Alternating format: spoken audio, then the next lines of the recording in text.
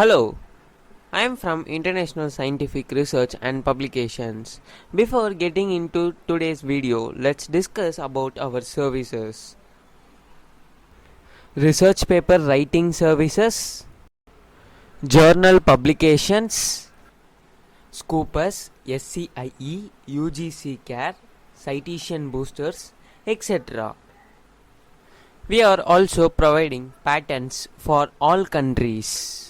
We are providing book publications with ISBN and also international conferences organization. If you have any doubts or queries related to research topics, please visit our website www.researchsupport.in. And also you can contact us through this WhatsApp number, and you can also collaborate with us for many research projects and publications.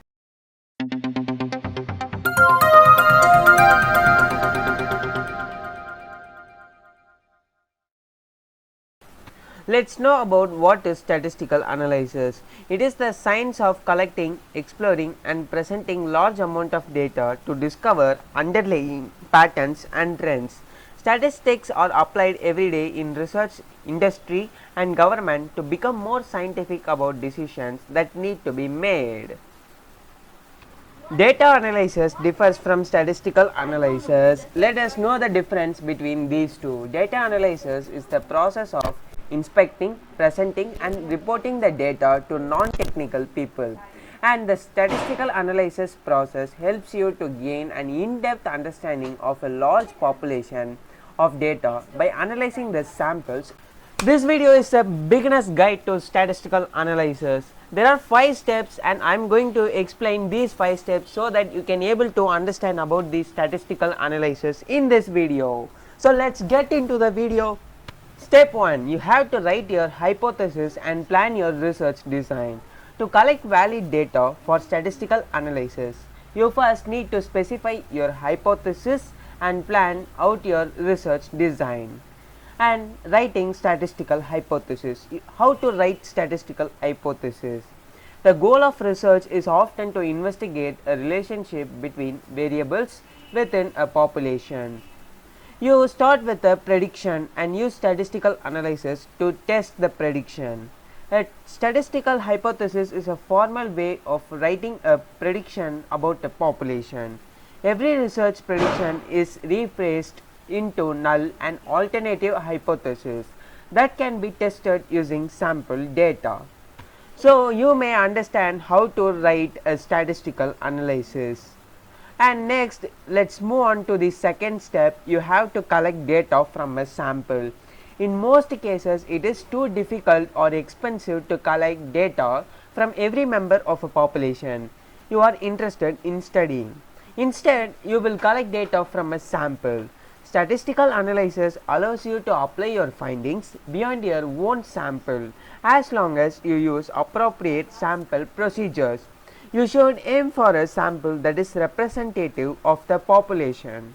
Let's discuss about the sampling for statistical analysis. There are 2 main approaches to selecting a sample. First thing, which is probability sampling, and the second thing is non-probability sampling.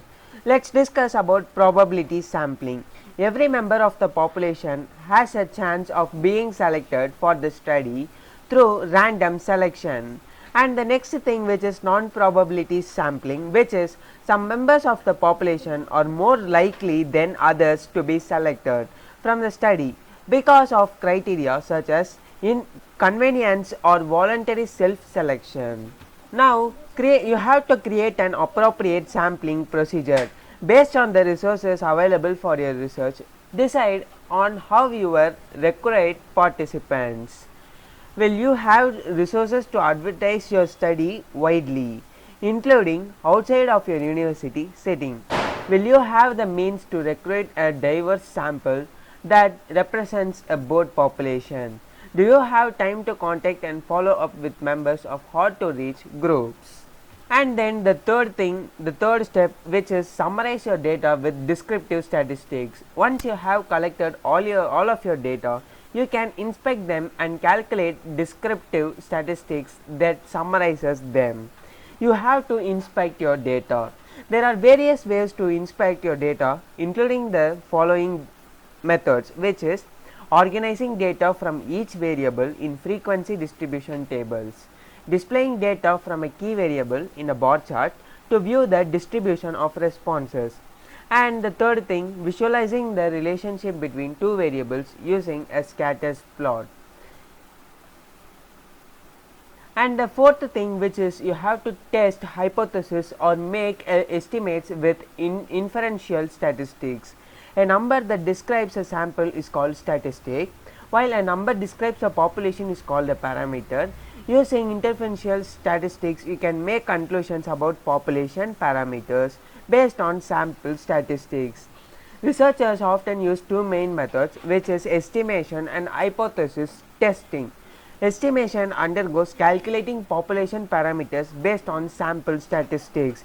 Hypothesis testing is a formal process for testing research predictions about the population using samples.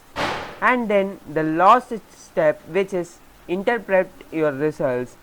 This is the final step of statistical analysis, is interpreting your results. Statistical significance. In hypothesis testing, statistical significance is the main criterion for forming conclusions. You have to compare your p-value to set significance level to decide whether your results are statistically significant or not significant. Statistically significant results are considered unlikely to have arisen slowly due to chance. This is only very low chance of such a result occurring if your null hypothesis is true in the population. So I think this video will be helpful for you. If you like my video, please subscribe my channel and hit the bell icon.